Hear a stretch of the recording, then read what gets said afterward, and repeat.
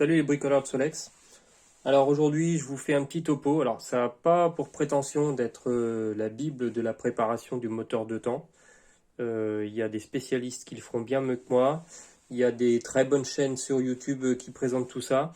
Moi je vais simplement essayer de vulgariser. Alors ça va être justement simplifier au maximum quelques notions de base sur les taux de compression, sur les culasses et vous expliquer comment s'y retrouver dans toutes ces offres de culasses qu'on peut trouver et éventuellement des petites choses qu'on peut envisager de faire soi-même si on est un peu outillé.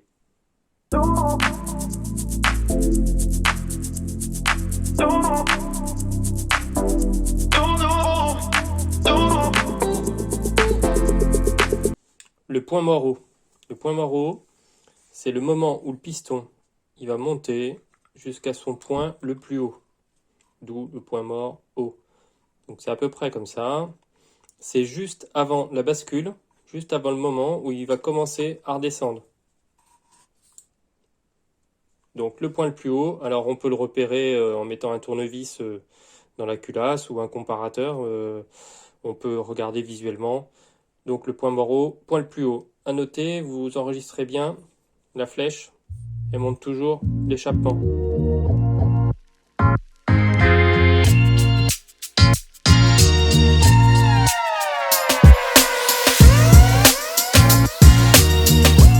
Le volume de chambre de combustion, c'est le volume de gaz qu'on va emprisonner entre la culasse et le piston quand le piston sera au point mort haut.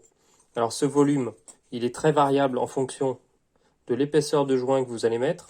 Donc il existe des joints en cuivre ou des joints standards de différentes épaisseurs. Donc ça va faire un peu varier le volume, bon très peu. Et surtout, il va être déterminé par le volume de votre culasse. Donc ce volume-là, d'une culasse à l'autre, donc que ce soit une culasse d'origine, une culasse préparée ou une culasse en alu, ce volume-là, il est très différent. Donc le volume de cette chambre va varier en fonction de ces paramètres-là.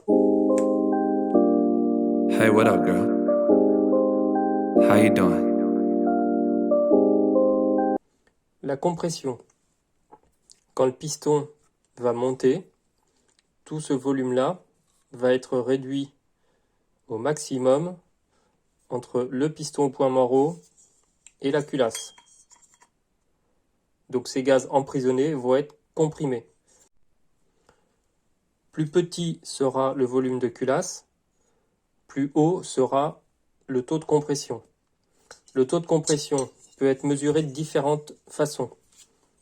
Le volume de la chambre peut être déduit de la façon suivante. On assemble cylindre, piston au point mort haut, joint, culasse. On injecte de l'huile ici par le puits de bougie jusqu'à ce qu'on puisse remplir vraiment à ras. Donc il faut être bien de niveau. Et il ne faut pas oublier de déduire du volume qu'on aura trouvé la taille du culot de bougie. Donc en fonction du type de bougie que vous utilisez, c'est de 1,5 à 2,5 cm3 à enlever. Il existe différentes formules de calcul du taux de compression. La première, assez utilisée mais plus ou moins imprécise, dit que c'est 50 cm3, donc la cylindrée de notre Solex, même si c'est plutôt 49,9 et qu'avec le 41 on est un peu encore différent, donc c'est la cylindrée, plus le volume de la chambre qu'on aura mesuré, le tout divisé par le volume de la chambre. Mais cette méthode de calcul ne tient pas compte de la hauteur du diagramme d'échappement, donc de la hauteur à laquelle va se fermer la lumière d'échappement. Donc il y a une deuxième méthode qu'on appelle le taux corrigé, qui lui tient compte de la hauteur de la lumière d'échappement. Bon, c'est pas l'objectif du jour de faire de vous des pros du calcul du taux de compression, mais c'est une petite notion à connaître.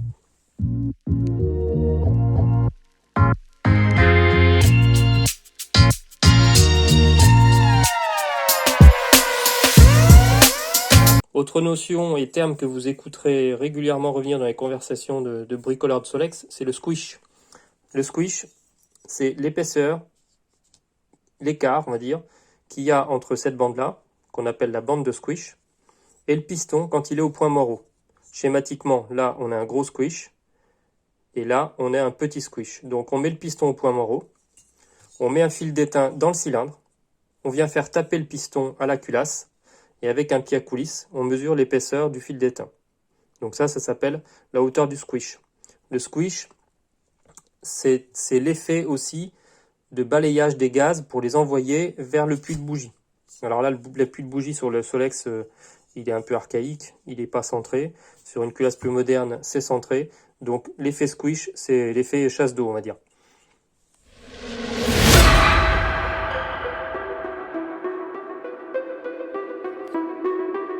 Alors les différentes culasses que vous allez pouvoir rencontrer lors de vos souhaits de préparation.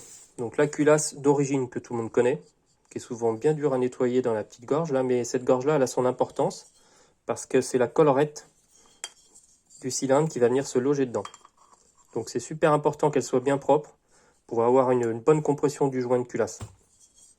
Donc culasse d'origine, pas fameuse pour la recherche de performance.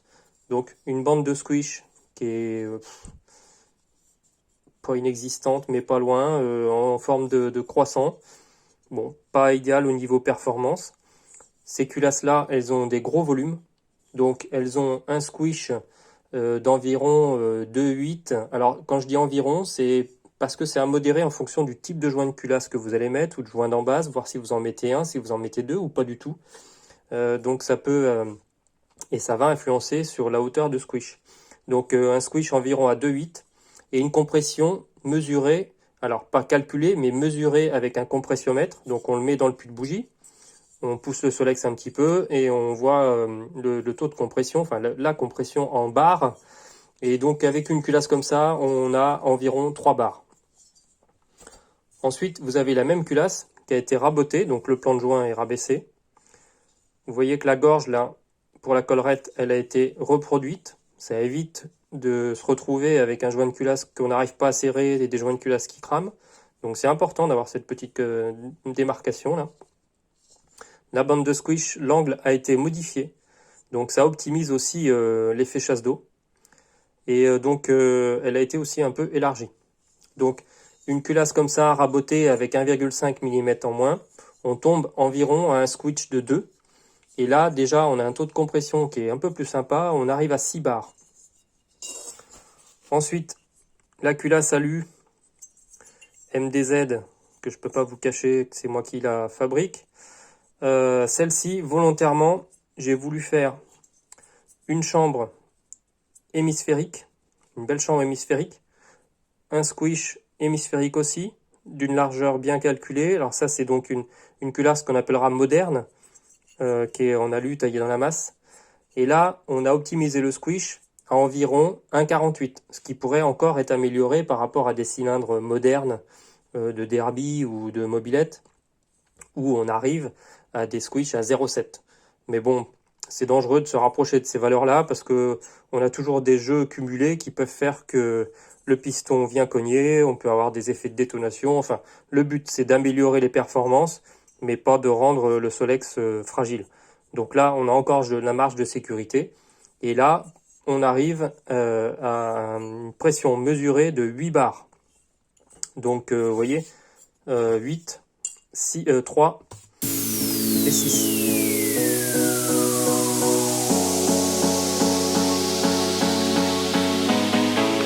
Alors, les astuces pour profiter pleinement de vos culasses, quelles qu'elles soient.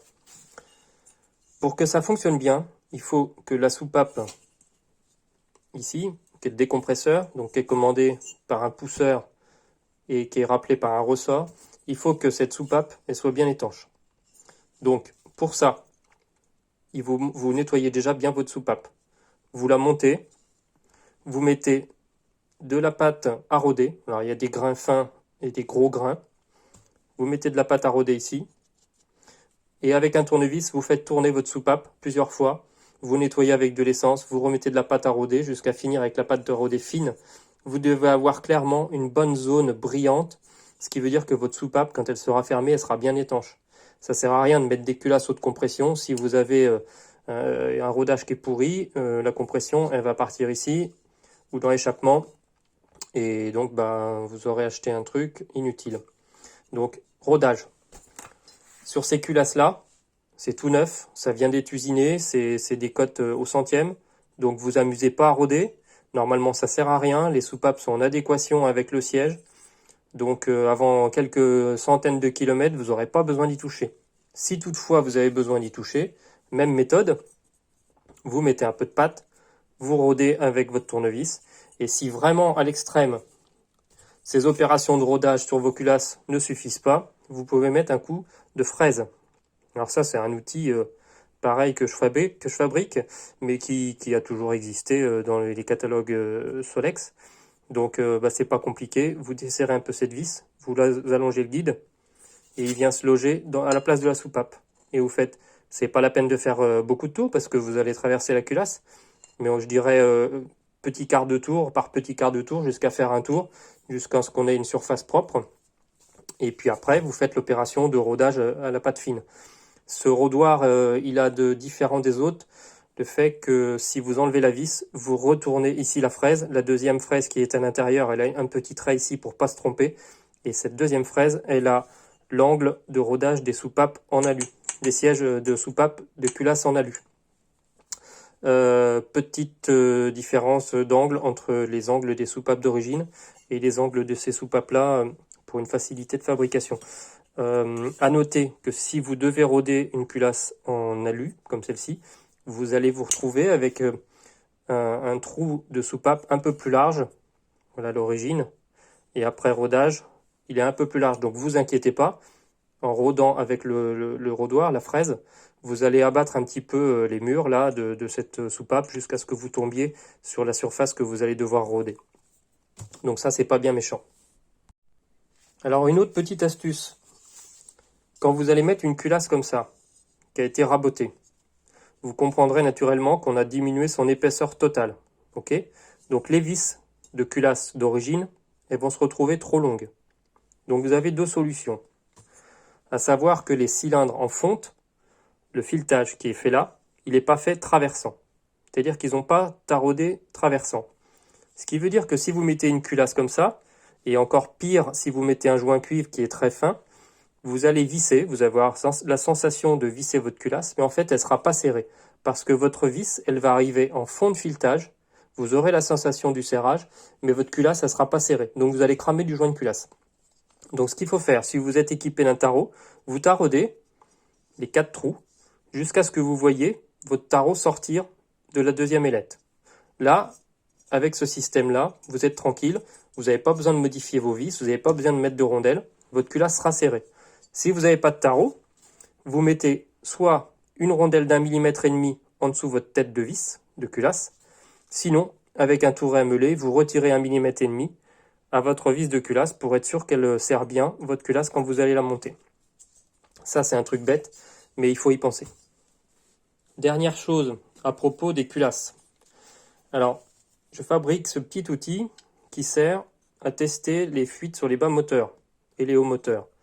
Donc, l'idée, c'est de monter ça avec un joint, il y a un petit trou, une valve, et ça permet de gonfler les moteurs à un bar, pas plus, parce qu'après vous allez créer des fuites, et voir si en projetant du produit vaisselle, vous allez trouver des petites bulles. Alors ça peut être au niveau du carter, ça peut être au niveau du joint spi, il y a plein d'endroits, les Solex sont bien vicieux pour ça, il y a plein d'endroits pour avoir des fuites. Sauf que si vous faites ça, vous allez injecter de l'air par ici, mais vous allez aussi injecter de l'air ici, là. Et là, c'est le système de décompression. Ça arrive ici, et ça arrive directement, on peut le voir ici, ça arrive directement dans le canal de la soupape. Sauf que ça passe pas par la zone d'étanchéité. Donc ce qui fait que quand vous allez faire votre test de fuite, soupape montée, vous allez avoir des bulles ici. Ça ne veut pas dire que votre soupape n'est pas étanche, c'est simplement que l'air passe ici et chinte la soupape. Donc si vous faites le test de fuite, n'ayez pas peur si vous voyez des bulles ici. C'est pas gênant, ça ne veut pas dire que votre soupape n'est pas étanche. C'est simplement que le circuit n'est pas celui des gaz comprimés et ça prend le circuit à revers. Donc pas d'inquiétude.